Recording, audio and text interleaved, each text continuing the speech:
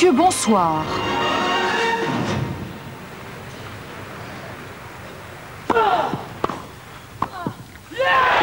Jeu 7 et match pour Henri Lecomte à Wimbledon, 7-6, 6-3, 6-2, 3-7 gagnants, plus d'une vingtaine d'aces du grand Lecomte sur un nuage face à l'Américain Aaron Kriegstein.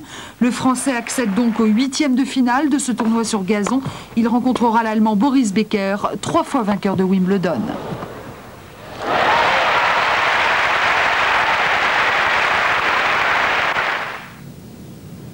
Un autre Français, il s'appelle Jean van den Velde, il est en tête de l'Open Peugeot, un tournoi prestigieux en France, même si beaucoup d'étrangers sont absents cette année.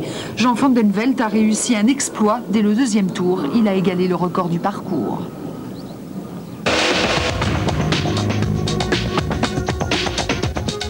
Question, Christophe Robert, numéro 10 de Valenciennes, souffre-t-il vraiment? C'était le 20 mai dernier, victoire marseillaise face aux nordistes 1-0 et un titre de champion de France en prime.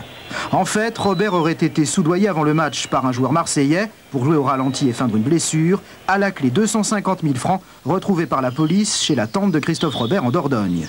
Le corrupteur présumé, le voici. Jean-Jacques Edli, le joueur marseillais s'est spontanément présenté cet après-midi au juge d'instruction à Valenciennes. Je suis revenu de vacances il y a peu de temps et dès que je suis revenu de vacances, bon, avec tous ces événements, je voulais absolument rencontrer M. le juge. Je répète que toutes les déclarations qui sont faites aujourd'hui sont parfaitement en contradiction avec ce qui était dit il y a 5 semaines. Et puis on met 5 semaines pour s'apercevoir qu'il y a de l'argent au fond d'un jardin, si j'ai bien compris. Donc je trouve que c'est un peu rocambolesque et personne n'est capable de dire d'où vient cet argent. Et pourtant, à 18 h, Jean-Jacques Edli a été placé en garde à vue. Du côté des instances dirigeantes du football, on évoque déjà les risques d'une telle affaire pour l'OM, notamment la radiation à vie des joueurs et des dirigeants. Le club de Valenciennes réclame quant à lui l'annulation du match, réaction de supporters nordistes. Marseille, on sait très bien, c'est l'argent, c'est le pognon, c'est tout. Le football, c'est un sport très populaire. Alors s'il commence à devenir pourri comme il est là maintenant...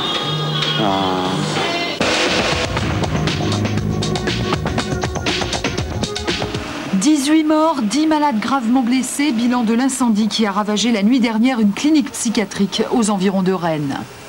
Le feu avait pris au niveau des combles, mais tout le bâtiment était enflammé quand je suis arrivé, avec énormément de fumée. Il y avait eu un peu de panique chez les malades hospitalisés, 2 ou 3 ont été défenestrés, et on a tout de suite vu l'ampleur de l'accident avec de nombreux brûlés. Apparemment, la clinique ne présentait pas toutes les mesures de sécurité souhaitables. Pas de système d'alarme, pas de détecteur de fumée, ni de porte coupe-feu, encore moins d'escalier extérieur. La clinique n'avait pas été visitée par les commissions ad hoc depuis 9 ans. Sur place, le ministre de la Santé a déploré ce drame épouvantable. Simone Veil a promis de tirer les conséquences éventuelles sur des réglementations et leur respect.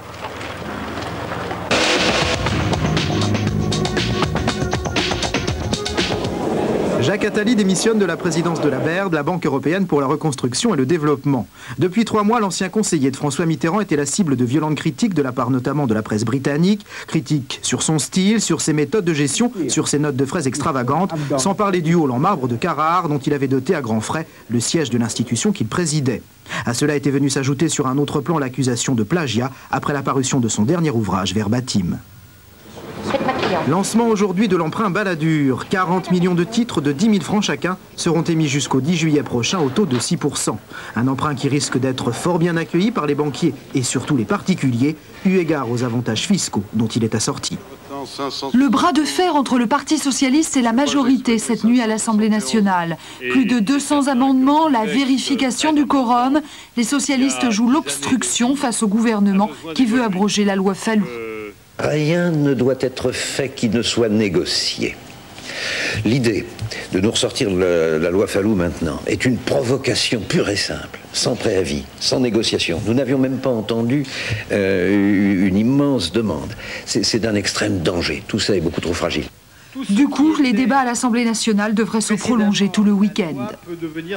La nuit des trophées rend hommage au travail anonyme des jeunes de banlieue en faveur de l'insertion des habitants des cités. François Mitterrand et Simone Veil ont assisté ce soir à la remise de ces prix par l'association Sport Insertion Jeune. Une centaine de Kurdes tentent de prendre d'assaut le consulat de Turquie dans une ville du sud de l'Allemagne. Élections législatives au Maroc, les premières depuis 9 ans. Il s'agit de renouveler 222 des 333 sièges du Parlement. Une femme Premier ministre du Canada, elle s'appelle Kim Campbell et elle a pris ses fonctions aujourd'hui. Inauguration à Paris de la Fondation Marie-Josée Chériou sur le sida. Cet organisme doit aider les malades ne pouvant plus être pris en charge ailleurs. Les préservatifs, 1 franc l'unité chez les pharmaciens dès la rentrée. Le gouvernement tente même de faire passer la mesure pour le mois d'août. L'Indonésie vient de choisir la fusée Ariane pour lancer en 1995 un satellite de télécommunication, un contrat d'environ 450 millions de francs. 5 heures, 30 minutes dans l'espace. Les 2 astronautes sont ensuite rentrés sans problème à bord de leur navette Endeavour.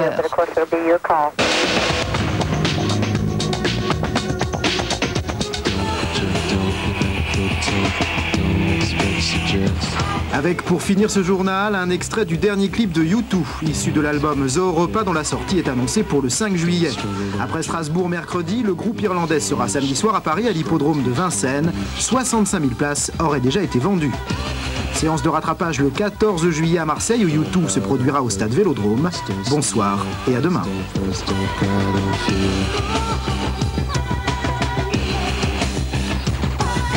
Touch, don't dive, don't suffer, don't rhyme, don't fantasize, don't rise, don't die. Don't project, don't connect, protect.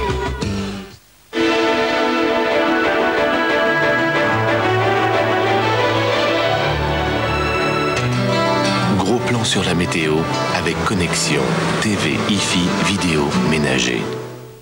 Bonsoir. Mais oui, nous aurons un bon samedi. Nonobstant, je vais rajouter un petit bémol en vous expliquant sur l'animation satellitaire. Pour le sud, ça ira très bien. Mais regardez, l'anticyclone est ici, il y a cette perturbation qui voyage sur le nord du pays. Il y a un front chaud aussi, et c'est ce front chaud-ci qui va contourner les hautes pressions qui sont centrées sur la France. Donc, il y aura de la nébulosité, mais ce sera surtout de la nébulosité d'altitude. Et aussi, là, un peu de nuages élevés dû au fait qu'il y a une perturbation sur la péninsule ibérique. Mais enfin, c'était vraiment pour vous dire quelque chose, parce que quand on regarde la carte de prévision de Météo France pour demain après-midi, on s'aperçoit que vous aurez donc une poche un peu voilée du nord au bassin parisien et au centre-est ainsi qu'au nord-est, des nuages d'altitude, mais voilant un peu moins le soleil, de la Manche au nord des Alpes. Ailleurs, ce devrait être du ciel clair, avec petite tramontane, petit mistral et petit vent d'ouest en Méditerranée. Les températures seront stationnaires par rapport à aujourd'hui et elles seront très agréables. De 17 degrés à Strasbourg, ça n'est pas froid. À 30 degrés à Toulouse et à Perpignan, là c'est chaud. 29 à Nîmes, pour ne pas rester loin de ces hautes valeurs. 22 dans la capitale, 20 à Brest, 26 à Biarritz, 18 à Lille, 28 à Bastia, 23 à Bourges, 26 à Clermont, 23 à Tours. Qu'est-ce que vous voulez de mieux? Un dimanche peut-être? On verra ça demain. C'était la météo avec Connexion.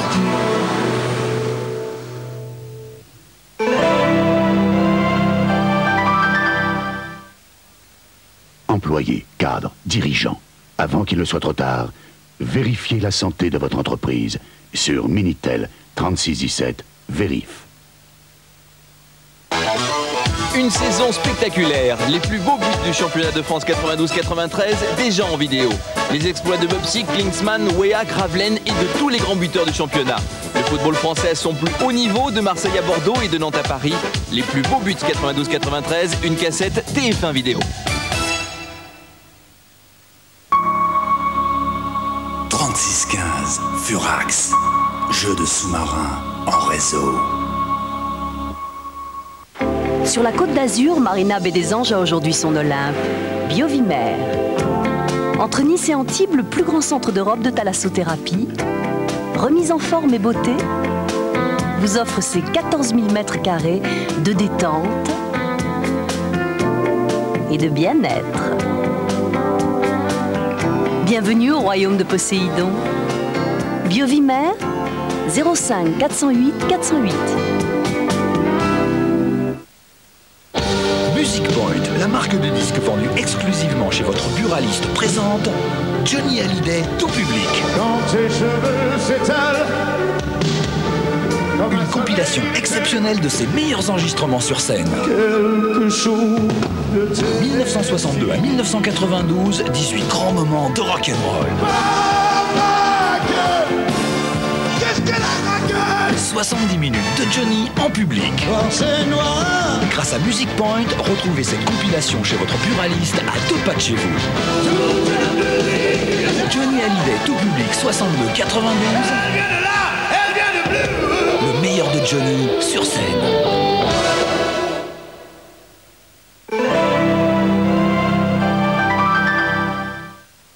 Dimanche, à 7/7, Anne Sinclair reçoit Philippe Séguin, président de l'Assemblée nationale.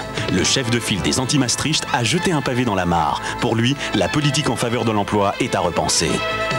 Au même moment, les 12 chefs d'État européens réunis à Copenhague évoquaient le chômage et la crise. Et Michel Giraud, le ministre du Travail, présentait son plan emploi à l'Assemblée. Philippe Séguin s'expliquera sur ce grand débat du moment. Philippe Séguin, Anne Sinclair, 7/7, dimanche 19h05 sur TF1. Que fait le tribunal de la Rotte? Il pète. C'est dégueulasse. Est-ce que vous voulez que je vous fasse une sur le? Oui. Ah oui, ça, oui. J'ai bien joué. Ici, c'est pratique, ça va vite.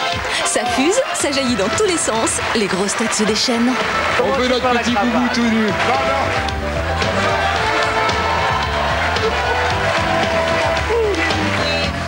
Les grosses têtes autour de Philippe Bouvard, samedi 20h45 sur TF1.